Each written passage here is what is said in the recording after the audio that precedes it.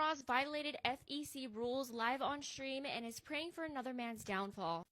I want to use this as a moment to sort of talk about the propensity for the right wing to sort of call everybody pedophiles, and the fact that, you know, Aiden kind of like was showing a little bit more, being a little more forthcoming with that in plain text rather than using euphemisms and dog whistles.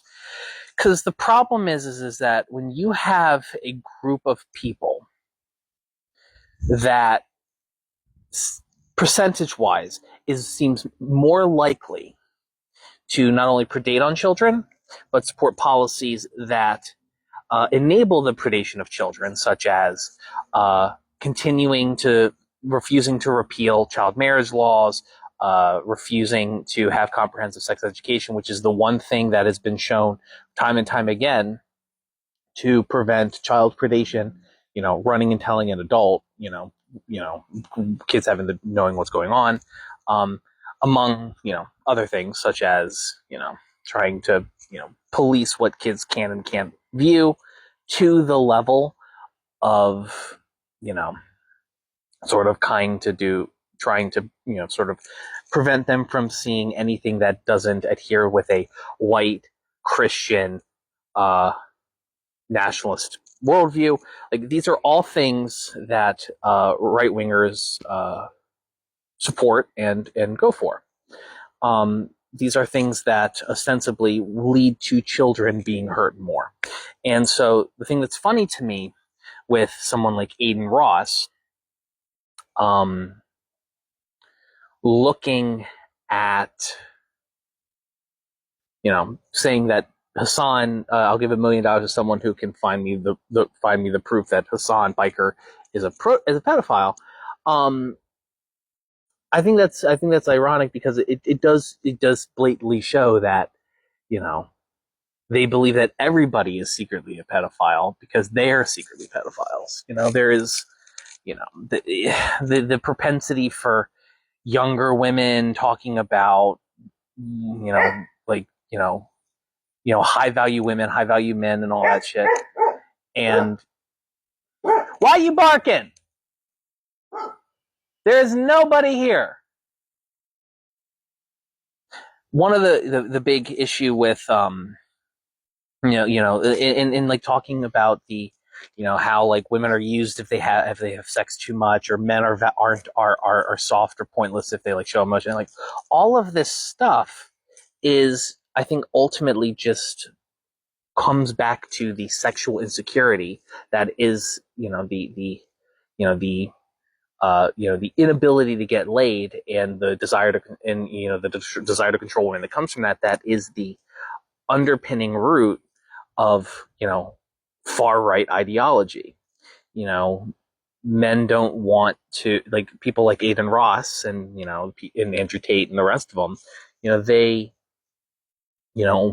are ultimately themselves not confident about their ability to, not about getting pussy. They're not confident about getting pussy. So to sort of like make themselves feel a little bit better about, the gaping hole of insecurity that, sits in the center of their chest, they, talk about how women should behave this way. And if they don't, they should be made to do this way by either laws or just brutalizing them.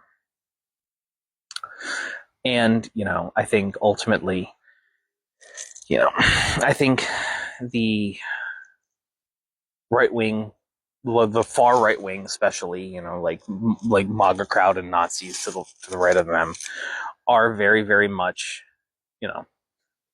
they desire the barefoot and pregnant trad wife, and they want to live on a farm, or they say they want to live on a farm and have like a woman be like a borderline servant to them and pop out children and do all that, kind of like that, like one ballerina chick on TikTok who recently, was wanted, who has a whole farm. Her husband's like a multimillionaire or whatever, and all she wanted was a trip to Greece, and she gave up, being a ballerina and was a good ballerina, and the only videos she seems to be happy in is when she's dancing. And this motherfucker gives her an apron as a gift for her birthday instead of the trip to Greece that he ostensibly could afford to pay. Why are you barking? Why are you barking? There's nobody else here. The beagle is sitting in the sun. Why are you barking? Hush. Hush! I love you. Why are you barking? Come here. Come here. Come here, bear.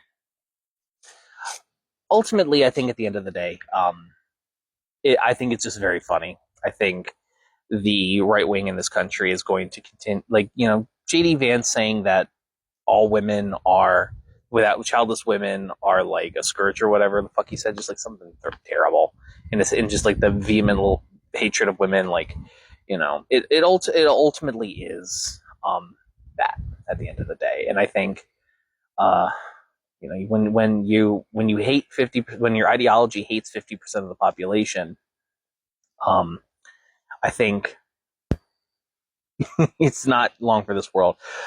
The right wing, the MAGA movement needs to win this upcoming election in November. They need to. If they do not win this election, I think it will descend into factionalism. JD Vance is obviously supposed to be the inheritor of it. That's kind of like the vibe that I got. He's also there to sort of get all of those douchebag New Wealth crypto bros who were just neckbeards in their mother's basements on, r/jailbait fapping around and shit while that was still a thing. Can you still believe the Reddit CEO was a moderator on that? Isn't that disgusting? I digress. But the point is that Reddit doesn't have much long left in the world. It will continue to exist, but I don't think the juggernaut that it was in 2016, which I don't think that's going to happen again. I think I think the right has consolidated too fast, and they were having people like I think what was her name, Blair White, and Jeffree Star, like people who are ostensibly would have been right wing grifters, like a Candace Owens got grandfathered in, but like I don't think women, let alone black women, are necessarily welcome. You have to remember that at the end of the day, far right ideology, things like vilifying gay people, homophobia and stuff like that, white supremacy, religious intolerance and stuff like that. All of that is very much just defined not by what it is, but what it isn't. And I think the women not having a place in the MAGA movement unless you are some 40-plus-year-old suburbanite ditz. It's kind of a wrap. So we just have to make sure that we get through the rest of this thing. Kamala's current position as the Democratic candidate is pretty fucking ironclad. I don't think that I think that the chances now are better than they were 4 months ago. I still thought Donald Trump wasn't going to win, but it was still a 50-50 shot that he wouldn't win. Now I think it's like a lot tighter. I think the longer that why are you barking? Bear, why do you hate me? I love you, hush. I think ultimately the continued,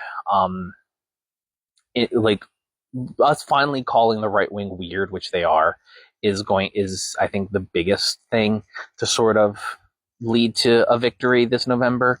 And so long, and Kamala has done an excellent job, even correctly parsing the things, solutions around Palestine, and kind of placating certain aspects of campus and tankies, but not entirely. Like they're never going to be perfectly satisfied. But I don't know. This has been like a giant ramble on type of thing.